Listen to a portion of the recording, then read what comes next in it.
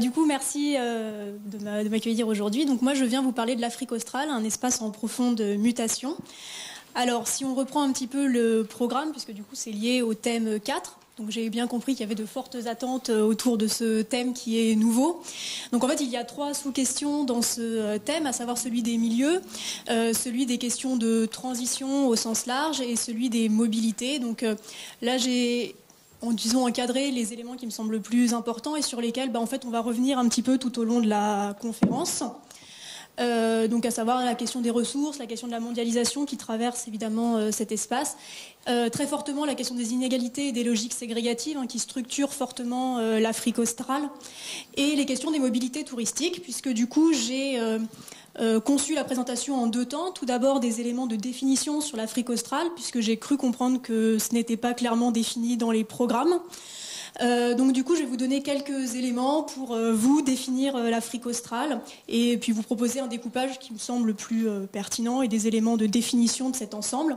Et ensuite, en deuxième partie, plutôt une étude de cas centrée sur la question des littoraux au KwaZulu-Natal et la question de l'écotourisme. Donc un petit peu présenter cet espace d'une manière un petit peu différente et remobiliser ce qu'on aura vu en première partie dans cette étude de cas, plus sur l'Afrique du Sud, puisque moi j'ai plus travaillé sur l'Afrique du Sud que sur l'Afrique australe en général. Alors, donc sans plus tarder, comment peut-on définir l'Afrique australe? Y a-t-il vraiment une définition de l'Afrique australe? Alors, les auteurs, en fait, ne sont pas d'accord sur la manière de définir cet ensemble, évidemment.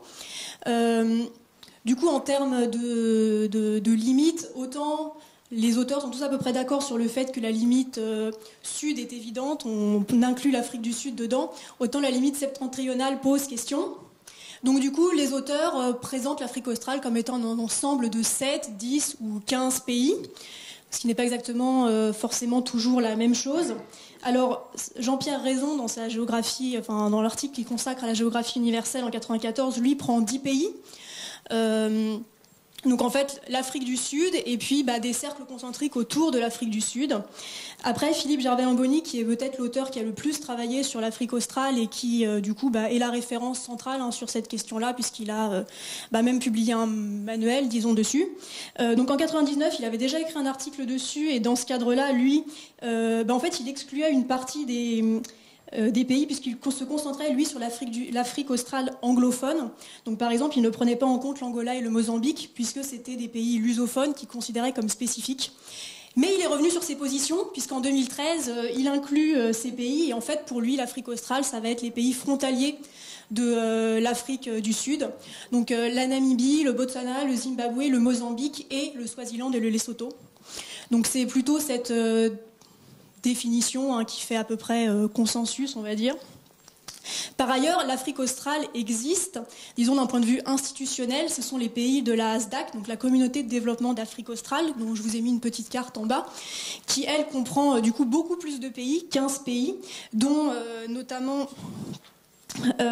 la Tanzanie, le Congo, Maurice, les Seychelles, donc ce qui vous envoie, disons, sur des découpages régionaux beaucoup plus vastes.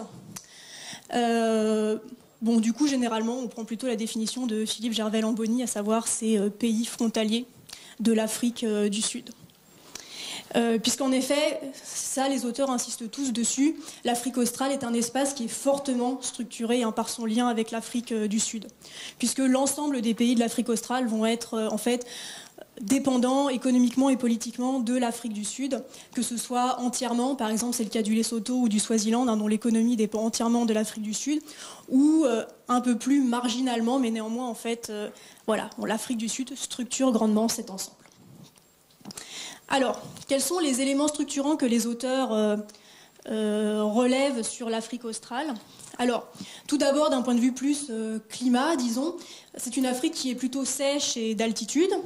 Donc je vous ai mis une carte qui n'est pas très très belle, mais qui en fait est assez explicite et qui est tirée de l'ouvrage de Philippe Gervais-Lamboni, qui vous montre qu'il y a une grande variété de climats et de milieux dans cet ensemble, avec néanmoins l'idée que c'est un espace plutôt sec, et donc par exemple vous avez eu plusieurs cas de sécheresse très importantes, notamment au Cap, dont vous avez peut-être entendu parler, et donc avec des appels notamment de la métropole du Cap à réduire les consommations d'eau. Donc c'est en fait globalement un espace avec de faibles et d'irrégulières précipitations, à l'exception par exemple du littoral du KwaZulu-Natal qu'on verra après, où là vous avez un climat qui est plutôt tropical, subtropical. En termes de paysage, l'Afrique australe est marquée par ce paysage dit paysage du Veld. Donc ce sont ces savanes d'altitude avec quelques arbres et puis évidemment avec quelques animaux qui gambadent. Donc en fait c'est une Afrique du Veld, mais c'est aussi du coup une Afrique qui est structurée dans l'imaginaire comme étant une Afrique des grands parcs naturels, avec donc de ce paysage où vous pouvez faire des safaris. Et donc en fait c'est aussi extrêmement important puisque leur économie repose en partie sur cette attraction de touristes internationaux. Voilà, bon, ça c'était pour vous rappeler un peu la variété des milieux, des climats. Rien que sur la péninsule du Cap, vous allez avoir de la montagne, de la table qui est assez emblématique, mais aussi des vignes, autour notamment de Stellenbosch. Et la péninsule du Cap est particulièrement marquée par ce paysage, donc là on ne voit pas bien avec la lumière, mais de fynbos, qui est aussi une plante endémique de la péninsule. Bon, je ne m'étends pas plus sur la question des milieux. Après, c'est une Afrique qui est marquée par la pandémie du sida. C'est en Afrique australe qu'on retrouve les plus forts taux de prévalence. Alors, je ne m'attarde pas particulièrement sur cette question. Les cartes sont suffisamment parlantes, disons. Mais ce qui est important, c'est que cette question de l'épidémie du sida a permis aussi politiquement à l'Afrique du Sud de se positionner à l'international. Puisque, si la question du sida a été très mal prise en compte sous la présidence de Mandela et très tardivement sous la présidence de son successeur Mbeki, néanmoins ça a permis à l'Afrique du Sud de créer ses propres antirétroviraux et donc en fait de marquer son indépendance vis-à-vis des laboratoires pharmaceutiques européens et américains. Et par ailleurs en fait de créer une vraie question africaine à cette question, donc c'était aussi un enjeu politique.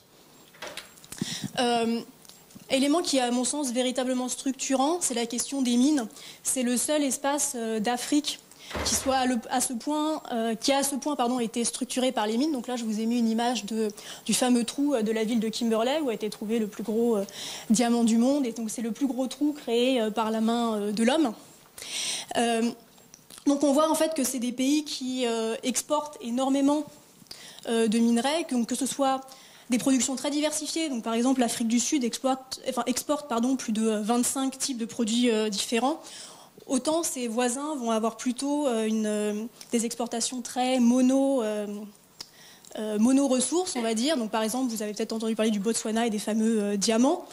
Le Mozambique, depuis les années 90, ça exporte énormément de charbon.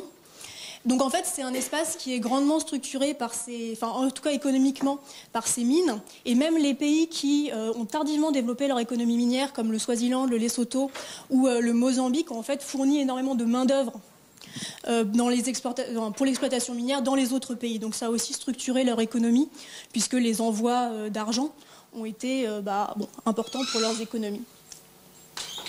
Donc en ce sens, c'est aussi un espace de circulation. Et donc, je suis vraiment désolée parce que ça passe pas très bien, mais normalement la police n'était pas comme ça. Donc c'est aussi un espace de circulation en lien avec les mines, mais pas uniquement, puisque du coup c'est un espace qui a été colonisé. Il y a eu plusieurs vagues de colonisation successives. Mais la colonisation, et notamment la colonisation britannique, s'est beaucoup fait sur le contrôle des espaces miniers. Au contraire de la colonisation par les Afrikaners, qui du coup, donc les descendants des colons hollandais, qui avaient plus une volonté de maîtrise foncière du territoire en vue de développer plutôt leur agriculture. Mais ça a donné lieu à des conflits. La première guerre des bourgs, c'est aussi pour le contrôle des mines du Witwatersrand, donc autour de Johannesburg, qui était alors qui était alors l'État du Transvaal qui appartenait aux Afrikaners. Donc c'est un espace, en fait, comme le dit Philippe Gervais-Lamboni, le rôle de la mine dans la région n'a pas été seulement économique, il a été global sur l'histoire, la culture et l'organisation spatiale du sous-continent, puisque ça a aussi, tous ces mouvements de population, contribué à uniformiser, échanger, avoir un vrai échange, en fait, tout simplement. Donc, dans ce cadre-là, il y a eu des migrations et une unification de la région. Donc la circulation de main-d'œuvre a grandement contribué à cela. Alors, je passe sur ça. Par ailleurs, du coup, c'est un espace qui est structuré dans ses infrastructures en lien avec la mine, puisque c'est les Britanniques qui ont développé le réseau ferré. Donc cette carte est parlante de ce point de vue-là, pour approvisionner à la fois la main-d'œuvre et les minerais. Le réseau ferré actuel, en fait, a été développé par les Britanniques en vue, du coup, de faire circuler tout cela. En lien avec ça, également, c'est une Afrique qui est une Afrique de villes. Donc si l'Afrique du Sud a été plus rapidement urbanisée que ses voisins, on voit sur le graphique qu'il y en a beaucoup qui ont eu un taux d'urbanisation qui a plutôt augmenté autour des années 1960. En Afrique du Sud, dès le début de l'exploitation minière, en gros 1860 et ses suites, il y a eu la véritable création de villes et de transformation de modes de vie plutôt ruraux vers des espaces de villes, et en lien avec ça, la mise en place aussi de villes ségrégées. Pardon. Donc, mais j'y reviendrai après. Mais du coup, aussi la structuration de cet espace est grandement faite par la mine, puisque c'est l'arrivée et l'afflux de main-d'œuvre africaine qui a aussi été au fondement des villes, de la ségrégation. Donc, effectivement, c'est un ensemble qui est structuré par l'Afrique du Sud. Déjà, ne serait-ce que démographiquement, l'Afrique du Sud représente 53 millions d'habitants à peu près, puisque les statistiques en fait sont difficiles à avoir sur l'Afrique du Sud. Donc, par rapport à ses voisins, c'est un peu un géant démographique, on va dire. Par ailleurs, en termes de PIB, à elle seule, l'Afrique du Sud représente 60% du PIB de l'espace de l'Afrique australe. Donc, elle est le seul pays véritablement émergent de cet ensemble. Par ailleurs, ce qui est intéressant dans ce tableau, c'est qu'on voit que si c'est un pays émergent, c'est aussi un des pays les plus inégalitaires, puisque le coefficient de Gini, quand il est autour de, ce serait 60, c'est des pays extrêmement inégalitaires. Donc là, l'Afrique du Sud est à 63. Donc ça montre bien que c'est un espace qui est très très marqué par les inégalités. Alors, on revient là-dessus aussi, la question du fait que l'espace est structuré un petit peu sur un modèle centre-périphérie autour de l'Afrique du Sud, avec un premier cercle, celui de la SACU, l'Union douanière d'Afrique australe, qui du coup inclut la Namibie, le Botswana, l'Afrique du Sud, le Lesotho et le Swaziland. Donc c'est une union douanière, donc l'Afrique du Sud en fait, c'est une zone de libre-échange à tarif douanier commun. L'Afrique du Sud perçoit les taxes douanières et les reverse aux autres pays. Donc, par exemple, pour certains pays comme le Lesotho, ça représente pour le Swaziland, ça représente 58% de ses revenus, donc ce qui n'est absolument pas négligeable. Donc, c'est un espace qui est complètement, on va dire, dans l'orbite sud-africaine. Par ailleurs, le Lesotho et le Swaziland font partie de la zone RAND. Donc, en fait, leur monnaie est indexée sur la monnaie sud-africaine, le RAND, et le RAND a cours dans ces pays-là. Évidemment, l'inverse n'est pas vrai. Leur monnaie n'a pas cours en Afrique du Sud. Ensuite vient la SDAC, donc qui comprend 15 États. Le siège est au Botswana. Et c'était aussi une zone de libre-échange, mais c'est aussi une association qui a mis en place du coup de grands programmes sectoriels d'intégration qui bénéficient grandement à l'Afrique du Sud. Par exemple, le Lesotho Water Project est en fait un grand programme de détournement des eaux du Lesotho vers l'Afrique du Sud. Vous avez aussi peut-être déjà entendu parler des grands barrages Inga, qui sont des grands projets hydroélectriques, mais qui aussi vont grandement profiter à l'Afrique du Sud pour son propre approvisionnement. Il y a également la mise en place de corridors de transport qui, toujours évidemment, finissent ou débutent par l'Afrique du Sud. Donc l'Afrique du Sud est véritablement un poids géopolitique, diplomatique, notamment depuis la présidence de Mbeki. Il y a eu cette volonté de renaissance africaine, donc cette volonté de l'Afrique du Sud aussi de structurer un petit peu l'espace. C'est-à-dire qu'il y avait une politique étrangère qui était vraiment tournée vers ses voisins d'Afrique. Et encore aujourd'hui, en tout cas très récemment, ils ont eu la volonté de se positionner aussi un petit peu comme gendarmes en Afrique. Par exemple, le président Zuma avait été intervenu en Libye. Bon, ça a été un échec, mais il avait essayé. Ils entretiennent toujours des relations un petit peu ambiguës avec le Zimbabwe. En fait, c'est aussi une nécessité pour ce pays, puisque son ensemble régional étant globalement instable. Il y a aussi cette volonté de stabiliser cet ensemble pour ensuite, économiquement et politiquement, pouvoir eux-mêmes se positionner. Par ailleurs, par exemple, le Zimbabwe, depuis 1990, il y a une importante crise migratoire et l'afflux de migrants du Zimbabwe qui aussi déstabilise un petit peu sinon l'économie, mais en tout cas les structures sud-africaines. C'est des migrants qui sont très très mal reçus, comme le sont aussi les Nigérians. Donc vous avez eu récemment, mais depuis un certain temps aussi, beaucoup de mouvements xénophobes envers ces populations. Donc c'est aussi un espace, oui, cosmopolite, mais aussi avec beaucoup de violences xénophobes. Par ailleurs, du coup, l'Afrique du Sud s'est beaucoup mondialisée. C'est peut-être l'espace de ce pays, l'espace de l'ensemble régional qui l'a le plus fait. Symboliquement, ça a été le lieu d'organisation d'un certain nombre de sommets, les sommets de la Terre à Johannesburg, les sommets de la Terre à Durban, la fameuse Coupe du Monde de rugby en 95, la Coupe du Monde de football un peu plus récemment. Donc cette volonté du pays de se positionner à l'international. En 2011, il a rejoint le groupe des BRICS sur invitation de la Chine. Ce qui était très intéressant pour l'Afrique du Sud, puisque ça lui permettait de mettre les pieds dans les organisations internationales, de se positionner en leader de l'Afrique, puisque le pays avait été évidemment beaucoup en marge de ces organisations, puisque sous le régime d'apartheid, ils étaient mis au banc des organisations internationales. Donc ça aussi contribuait à remettre le pays en avant et l'inclure dans un ensemble plus mondialisé.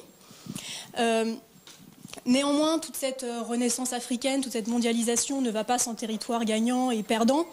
Vous avez du coup une concentration des richesses dans les grandes métropoles d'Afrique du Sud, qui sont les deux métropoles du Gauteng, Johannesburg et Pretoria. Le Cap, qui est une métropole émergente assez importante, et Durban, sur l'autre côte. Tandis que d'autres espaces du pays restent largement en retrait. C'est le cas des régions plus rurales, du Limpopo au nord, ou du KwaZulu-Natal et de l'Eastern Cape, qui en fait sont des espaces qui ont été, notamment les anciens Bantoustans, sur lesquels je reviendrai, peinent encore à vraiment bénéficier, on va dire, du renouveau économique du pays.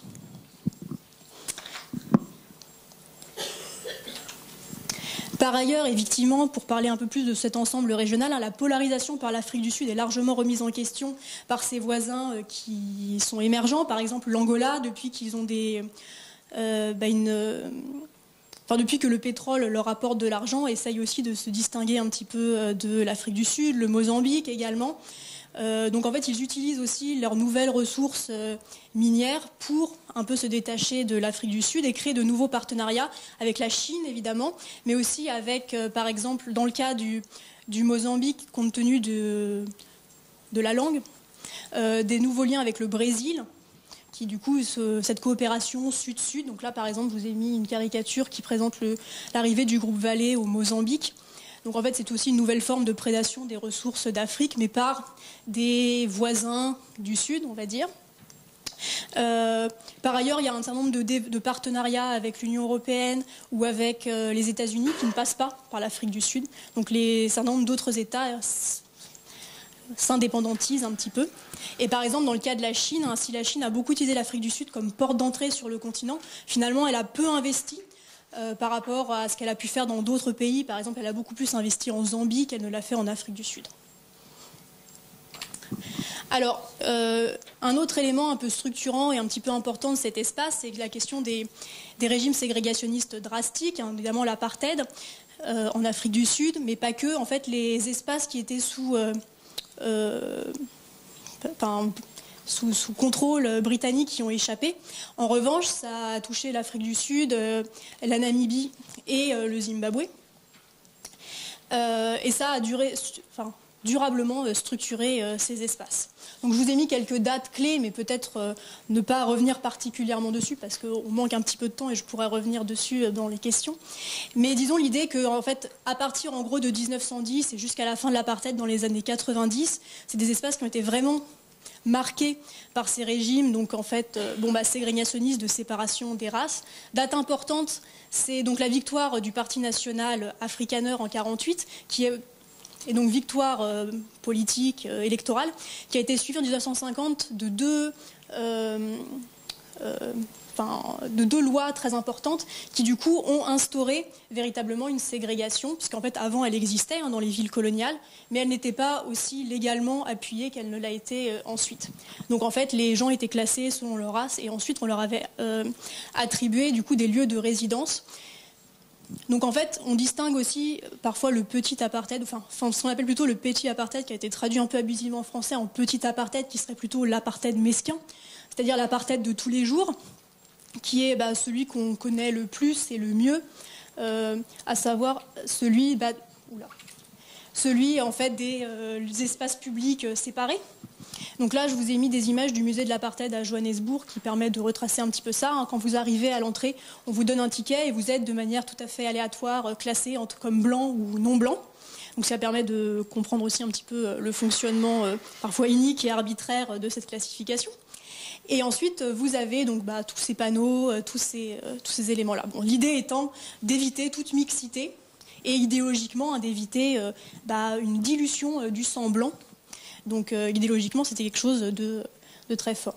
Et puis vous avez le grand apartheid qui a plutôt été donc en fait la structuration plus durable des territoires où on a nationalement mis en place ce qu'on a appelé des Bantoustans, avec l'idée que pour certains ce sont devenus des États indépendants ou pseudo-indépendants.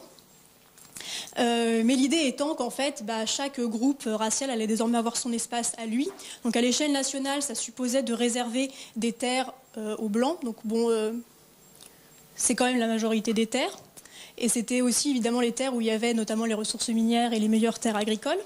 Et donc en fait, de réserver des espaces de réserve en fait, pour les autres groupes. Donc ça a été aussi mis en place en Namibie et en Zimbabwe, ça a été commencé mais jamais vraiment terminé. Et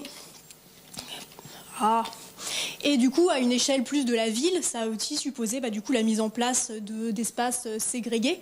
Donc là, je vous ai mis un exemple du Cap. Vous avez donc les fameux townships qui ont été réservés aux différents groupes raciaux. Vous aviez des townships pour chacun des 3 groupes raciaux non blancs, à savoir les Colords, les Indiens et les Africains. Et donc, en fait, je vous ai mis quelques images qui vous montrent un petit peu ça. Par exemple, le township de Kayelicha en bas, qui était un township africain. Donc on voit que même encore aujourd'hui, vous avez ces petites maisonnettes, les matchbox, une espèce de boîte d'allumettes, et puis du coup qui souffraient évidemment d'un manque d'infrastructures, pas d'accès à l'eau courante, pas d'accès à l'électricité, tandis que les espaces blancs, beaucoup plus larges, bénéficiaient de cadres de vie beaucoup plus agréables, et encore aujourd'hui c'est marqué, et notamment dans la péninsule du Cap, en fait, vous avez donc de belles villas qui sont toujours là. Et vous avez encore aujourd'hui peu de mixité véritablement dans les espaces. Je passe sur la fin de la chronologie de l'apartheid.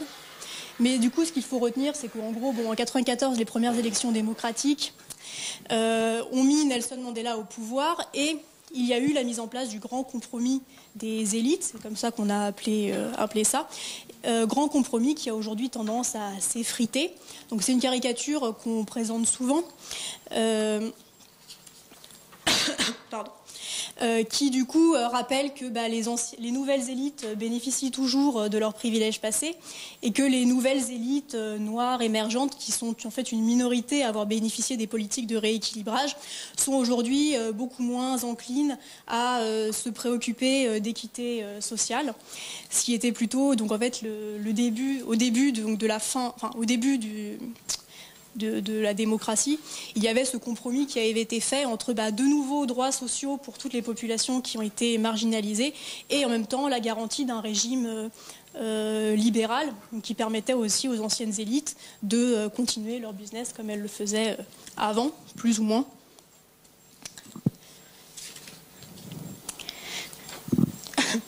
Et donc du coup ces régimes ségrégationnistes ont eu pour conséquence aujourd'hui, et de conséquences assez durables, qu'il y a toujours une pauvreté de masse, un chômage très important qui touche tout particulièrement évidemment les populations noires et les populations noires des townships ou des anciens Bantoustans, que malgré les politiques mises en place, il y a eu globalement assez peu de recomposition race et classe, que vous avez encore une fragmentation très forte de la société, que si vous avez quelques quartiers blancs qui ont été un peu mixifiés avec l'accession à la propriété des nouvelles élites noires, globalement les townships restent des espaces très racialement homogènes. Et que du coup, d'une certaine manière, cette ségrégation demeure, malgré la mise en place ce qu'on pourrait appeler une forme de déségrégation relationnelle, avec autour de nouveaux espaces, comme par exemple les malls, les espaces, les centres commerciaux qui en fait eux sont beaucoup plus mixtes et qui sont fréquentés par toutes les catégories de la population. Alors je passe sans plus tarder à la deuxième partie. Alors on voit bien l'image que je commenterai après. Alors, il y a sur les questions des espaces naturels en Afrique du Sud également ce qu'on a pu appeler un apartheid vert. Et là, je renvoie plutôt aux travaux de Sylvain Guyot. Alors, ça passe très mal à l'écran, mais du coup, l'idée de cet apartheid vert, c'est qu'il y a une sanctuarisation de grands espaces naturels à des fins de protection de l'environnement, mais qui suppose la mise à l'écart préalable des populations autochtones qui s'y trouvent. Donc vous avez eu aussi des formes de déplacement de population pour la mise en place de ces espaces naturels de protection de l'environnement. Donc initialement, c'était des espaces de loisirs pour les colons britanniques. Et puis ça a été largement systématisé par le régime d'apartheid. Donc l'idée étant de réserver des espaces de loisirs pour la classe urbaine blanche, dans des zones historiquement tribales, donc elles pouvaient du coup profiter pleinement de toute la faune luxuriante qui s'y trouvait, mais effectivement loin de ces populations noires, et qui, elles, par ailleurs, étaient du coup de plus en plus parquées dans des bantoustans. Ce qui a créé, du coup, à la fin de l'apartheid, la mise en place de conflits environnementaux assez intenses. Et donc je reviens sur un de ces conflits environnementaux. Donc c'est un espace que moi j'ai étudié. Donc il se trouve au KwaZulu-Natal. Donc vous avez Durban au sud et vous avez la frontière avec le Mozambique juste en haut de l'image. Donc en fait dans les années et par ailleurs, je précise, ça ajoute que c'est un ancien bantoustan, le bantoustan du Transkei. Donc vous avez dans cet espace des populations zoulous assez pauvres. Et vous avez la petite ville de Sainte-Lucia. Alors, est-ce qu'on de Sainte-Lucie, pardon, on la voit voilà, là, qui du coup elle est une ville plutôt blanche. Et donc c'est un espace qui est absolument magnifique, je vais vous en montrer quelques images après. Donc dans les années 70, ce qui s'est passé, c'est qu'il y a eu une prospection minière dans les Eastern Shore, donc là au sud. La première photo que je vous ai montrée, puisqu'il y a du titane en fait dans ces dunes. Donc en fait il y a eu cette idée que on pouvait peut-être exploiter ce titane. Et donc la population blanche s'est assez rapidement mobilisée. Ils ont fait une campagne for Saint Lucia. Donc c'était surtout des professeurs, des médecins, des avocats, tous blancs, cultivés et attachés à la préservation de leur cadre de détente favori, qui se sont mobilisés contre la mise en place, l'exploitation minière de ces dunes. Les populations noires, elles étaient plutôt favorables à l'exploitation minière, puisque ça constituait pour elles de potentiels revenus, de potentiels emplois. Donc s'en est suivi un conflit assez important entre la compagnie minière et ce groupe de blancs. Finalement, l'État a fini par trancher. Donc en 1996, ils ont décidé de faire un espace naturel, un parc, un grand parc qui en fait rassemble plusieurs espaces protégés préexistants. Et donc en 1996, ce parc est créé et en 1999, ça devient un site de l'UNESCO. Et donc depuis les années 2000, le deal était ok, on fait un espace protégé. Par contre, on va développer quand même l'activité économique et surtout faire de l'écotourisme qui devrait profiter à tout le monde. Ce qui permettait du coup de aussi un petit peu dépolitiser cette question des parcs qui sont extrêmement mal vus par les populations africaines, puisque pour elles ça a été toujours synonyme d'exclusion. Par exemple, le parc du Kruger, vous avez peut-être déjà été, ça a été plusieurs milliers de personnes déplacées pour créer et sanctuariser ce parc. Donc l'idée, c'est que l'écotourisme va pouvoir en fait permettre de rassembler toutes ces populations autour d'un projet commun, la pleine jouissance de cette nature merveilleuse et des retombées économiques qui normalement vont bénéficier à tous.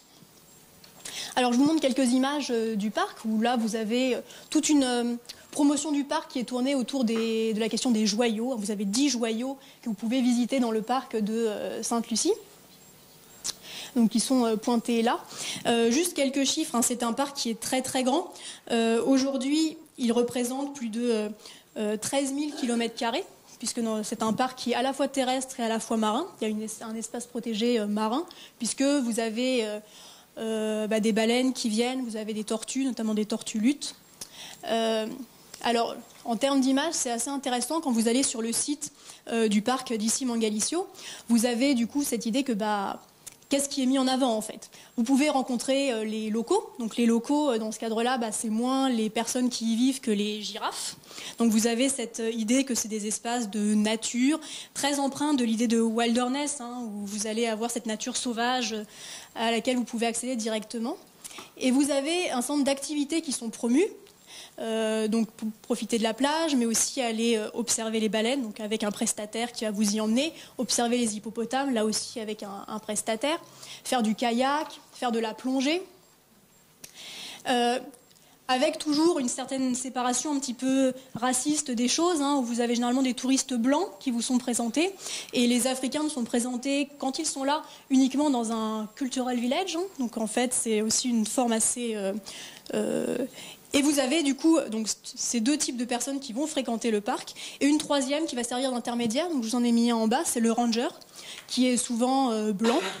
Vous avez aussi des rangers noirs mais qui souvent effectuent de plus menus travaux que les rangers blancs qui ont là ce rôle aussi de porter à connaissance des populations, expliquer, etc.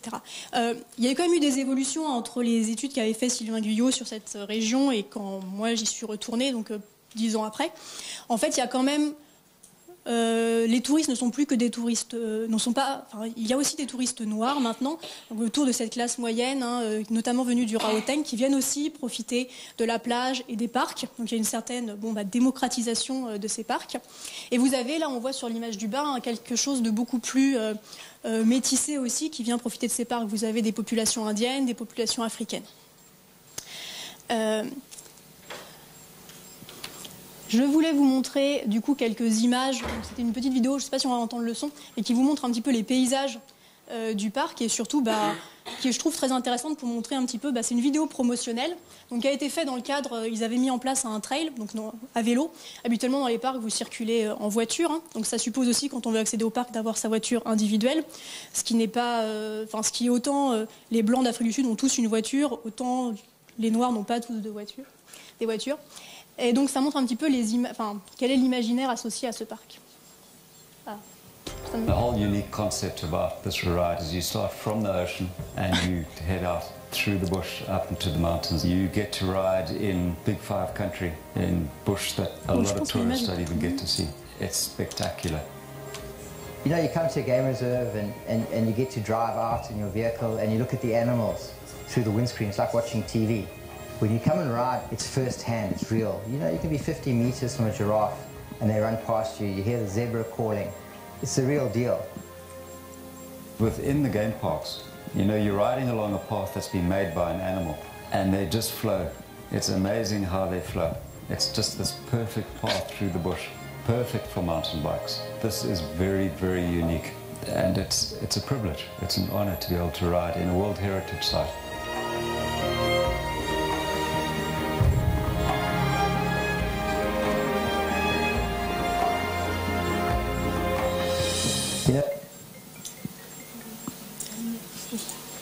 Sinon tout le monde va dormir. Alors donc du coup les images qui vous sont montrées, donc on voit que c'est de très très grands espaces, à peu près vides d'hommes à part les quelques privilégiés qui peuvent du coup y accéder. Bon là en vélo mais c'est assez exceptionnel.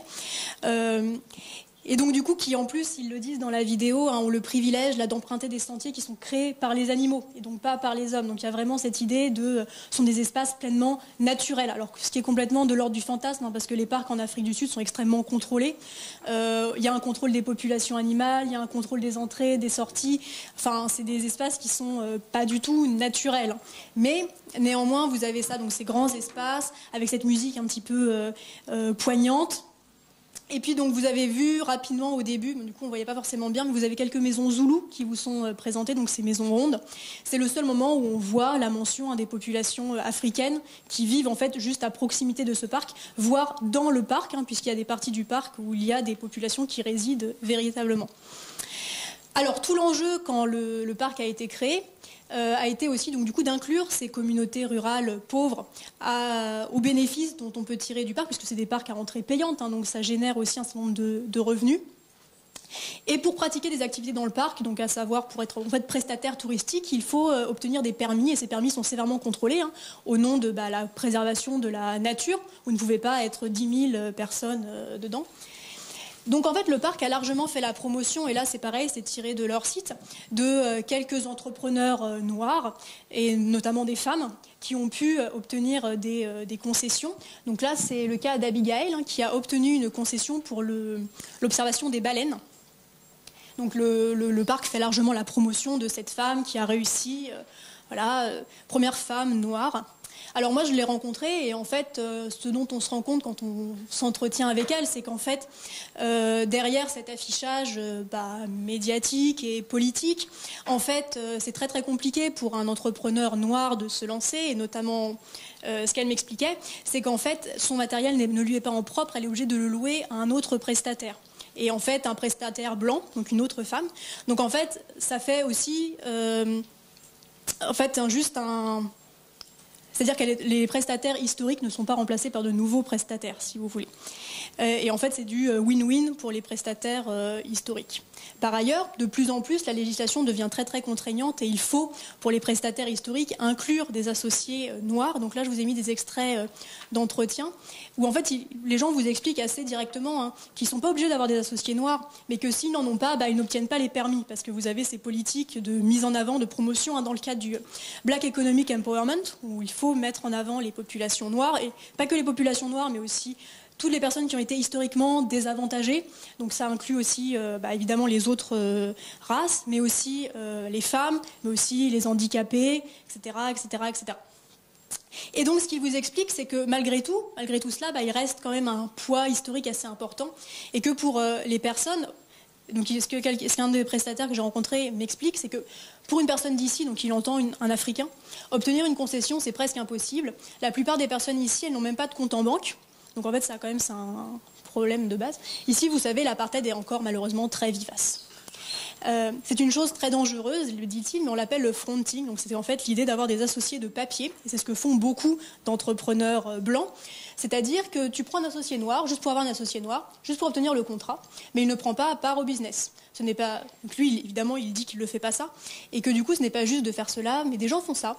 Et lui, il explique que ses associés sont actifs dans le business, qu'ils y participent pleinement. Mais du coup, vous avez beaucoup... beaucoup. En tout cas, il y a cette pratique qui existe, qui est de, en trompe-l'œil, mettre en avant une participation des populations historiquement désavantagées à l'écotourisme. En réalité, c'est un peu plus complexe que cela.